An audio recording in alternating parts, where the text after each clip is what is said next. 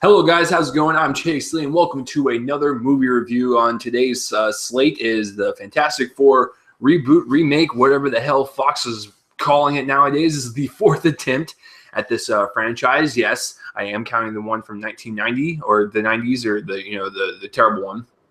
And then, of course, 2005 and 2007, we had Fantastic Four and Fantastic Four, Rise of the Silver Surfer. So how did this one fare out? Listen, I was looking forward to this movie, and I will go in more depth on this movie on my podcast on Sunday. But for now, I'm just going to keep it a very, very basic review.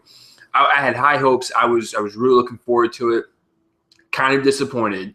There was a lot of stuff in there that worked for me, but then there was a lot of stuff that just missed the mark for me. And the whole last 30 minutes was a huge letdown. So let's break this down. I got my notes up. This is also live, so if you have any questions on this movie on why it's getting all these terrible reviews, I can't disagree with it. So, there it is. So the director, Josh Trank, he directed Chronicle, which I really liked. It's a very nice, smaller movie, found footage superhero movie. It felt fresh. It felt unique. It took everyone by storm. I think almost everyone liked it. So him tackling on a big franchise like this, it's kind of scary. But look at Colin Trevorrow with Jurassic World. You know, the movie that he did previous before that was Safety Not Guaranteed. That movie cost like $5, and then Jurassic World cost like $150 million. So Gareth Edwards, who did the Godzilla remake, he also directed Monsters, which is a very, very small independent film. So you're thinking to yourself, okay, so it's worked in the past, so let's give Josh Trank a shot. I'm going to say this right off the bat. I like the first 2/3 of this movie. They're solid. They're not like good or great, but they're solid. And then the last third act is completely botched, and it's almost like the studios put their hands in there and they meddled up a lot of stuff. And you can definitely tell it's a complete shift. It's like a different movie. And I've heard problems on this set and stuff, and there are a lot of reshoots. It definitely shows. So let's break down Trank's directing and the writing style. Listen, I don't think Trank does a bad job. I do, like I said, I love the first 2/3. It sets up like this really creepy, atmospheric sci-fi horror film, and I really dug it because it's something different and unique to the superhero genre. We need that. We need to keep it fresh and outside the box, because there's so many of these coming out to where you can't just have the same thing over and over again. You have to step up your game. So I do like the atmosphere and the tone that he built up for the first 2/3. So there's that, but it's just that whole third act, man. It's just they bring in Doctor Doom. They literally have a battle, and then the battle's over, and it's like, okay, that was quick. It doesn't even happen on Earth. It happens on this distant planet, so there's no peril on Earth, even though Earth is being destroyed. You just didn't feel any weight to it. He's just such a wasted character. And I don't know if this was Trank's decision or the studio's decision, but every single actor in this movie had no life in them whatsoever. They are absolutely soulless, and they are so wooden in their line delivery. And some of the lines are really bad. Kate Mara actually does say like Toby Kebbell, the guy that plays Dr. Doom, or Doom, sorry. He's not even Dr. Doom, it's just Doom. Anyways, he says a line, and she's like, look at Dr. Doom over here. There's lines like that, guys. It's pretty bad. But everyone is just, they're so one-dimensional, and there's no development whatsoever. And The Thing, Ben Grimm, played by Jamie Bell, and Toby Kebbell, that plays Doom, they're the two worst ones. There is no development whatsoever. Next in line would have to be Michael B. Jordan. Even though I like the chemistry between Miles Teller, Michael B. Jordan, Kate Mara, I like that. It was a nice little click going on, but Ben Grimm felt so out of place, and then Toby Kebbell, dear Lord, I like that guy as an actor. But this was just such a wasted throwaway villain. There was no depth to him. He was just automatically doomed just like that for like the last 20 minutes. And it just, there was no risk, man. There was no danger. It felt so bad. So that would probably have to be my complaints on the directing and the writing. It's just, some of the writing is just super cheesy and laughable. It's not good, guys. But like I said, the first 2/3, I really enjoyed. I enjoyed the atmospheric buildup to this type of strange sci-fi horror plot. It reminded me of like a Frankenstein movie or something. It was great because these kids didn't see them as powers. They saw them as, you know, genetic mutations to where they were working with the government to try and get rid of and whatnot. And that was my favorite part, but it was just the whole third act just like squanders everything. So if you want to break down the acting, like I said, I think Miles Teller is fine as Reed Richards. I think Michael B. Jordan is okay as Johnny Storm. And I think Kate Mara is okay as Sue Storm. It's just, this was like a huge setup movie to set up the sequels. So Fox wasn't concentrating on a self-contained story. They were concentrating on the future movies. And it's like, no, you need to concentrate on your first one because your whole franchise of this group of characters have not been received well.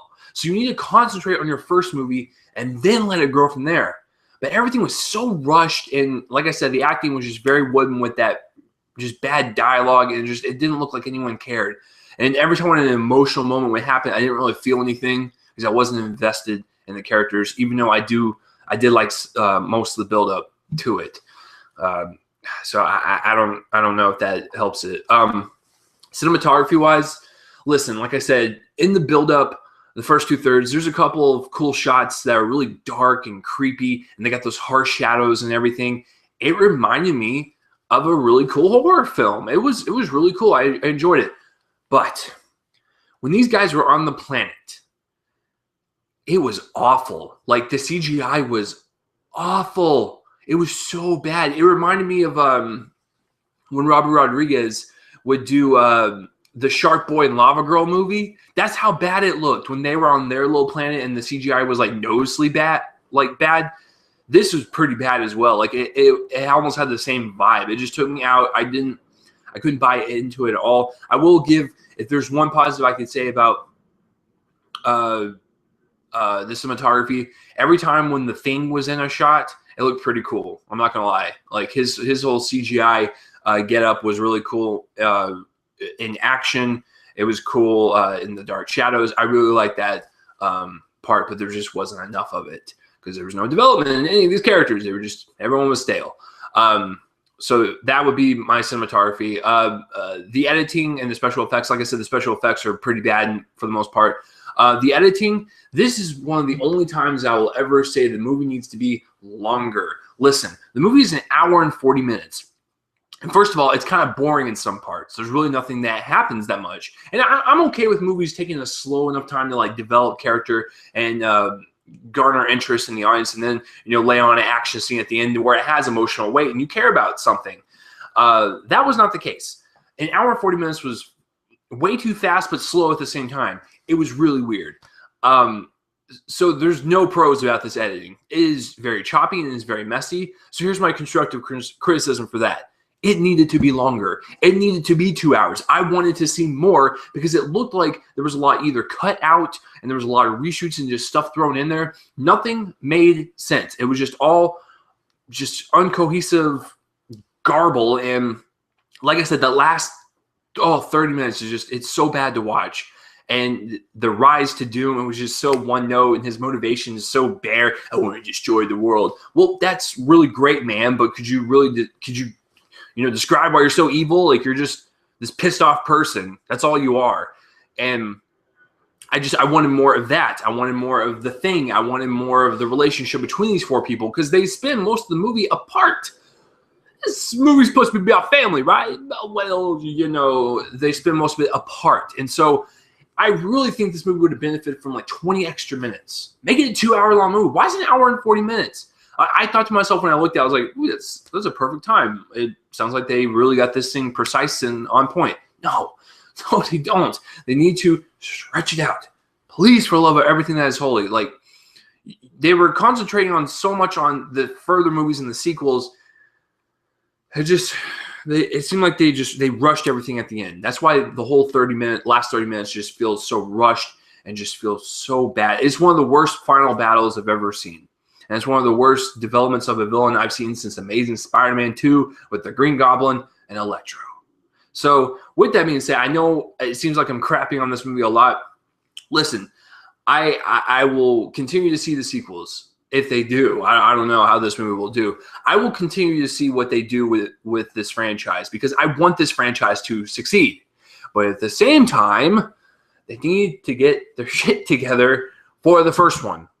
There's a lot of elements at play that work. There's a lot of elements that play that don't work. More on the bad side than the good. Like I said, I love the setup. I love the development. I didn't mind the slow build-up. I like that. But once they got their powers, everything was just rushed, and it went downhill with a very rushed third act. And Doctor Doom was one of the biggest throwaway villains I've ever seen. Doctor Doom to the Fantastic Four is like the Joker to Batman, like the Mandarin to Iron Man, Venom to Spider-Man. He is the head honcho. He's wasted in this movie. So, like I said, I know it sounds like I'm crapping on this, but I'll still give it a C- because I did rather enjoy some of the elements, like I stated before. Like I do like some of the chemistry between some of the actors and stuff, and I do like some of the set pieces. I do like some of the cinematography. I do like the build-up. It was unique. It was different. But overall, it's just there's so much build-up to like the most weakest climax I've seen in a long time. So a C- for me. That's my thoughts on Fantastic Four for the 2015 version. So what do you guys have to say about it? Are you going to watch it this weekend with all the bad press and reviews coming out? I didn't crap on it that bad, but a C- is still below average. So are you guys going to see Fantastic Four? Let me know. Comment that place, roll up my face, and let me know. And listen, guys, I'm a huge comic book supporter and avid fan. Look, I don't read the comic books. I've read a couple in my time and stuff, but I've been a huge fan of the movie universe. Huge fan. This was a disappointment. I haven't been this disappointed in a long time since Amazing Spider-Man 2. So I'll see you guys next time for another review. I'm Chase Lee. I'm kind of irritated and disappointed by this whole movie. You guys enjoy it. Let me know. I'll see you guys later. Outro song and intro song is played by my friend's band, Fervent Rose. Check them out. Link will be in the description below, and all my links will be in the description below as well. See you guys next time. Let's play it out. Fantastic Four, man. Oh, God, I was looking forward to it so much.